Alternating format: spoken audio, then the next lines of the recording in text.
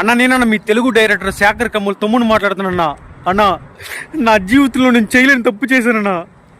Kubera cinema చూడలేని తప్పు చేశానన్నా. ఇదిగో అన్న తల మీద పెద్ద దెబ్బ తగిలిందన్నా.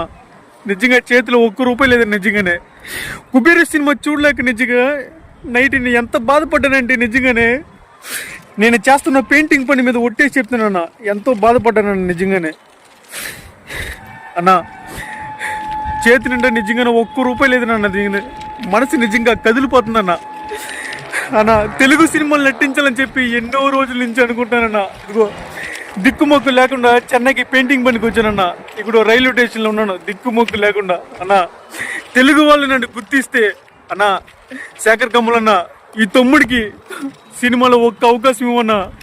అన్న తమిళ హీరోని తీసుకొచ్చి మన తెలుగులో యాక్ట్ చేపిస్తున్నారే ధనుష్ గారిని.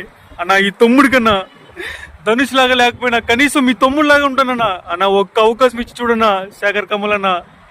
అన్న నాగార్జున గారు ఒక్కసారి డైరెక్టర్కి చెప్పండి. అన్న చేతి నిండా పని లేక చేతి నిండా డబ్బులు లేక నిజంగానే పిచ్చెక్కిపోతుందన్న. ఇదిగోన్నా పెద్ద దెబ్బ తగిలి హాస్పిటల్ చూపించుకోవడానికి కూడా డబ్బులు లేవన్నా. చాలా అంటే చాలా బాధపడుతున్నానన్నా. అన్న నా నెంబర్ పైన ఉంటుందన్న. తెలుగు సినిమాలు నటించాలని చెప్పి చిన్నప్పటి నుంచి మా అమ్మ ఎన్నో కళ్ళ ఉన్నదన్న నా కోసం.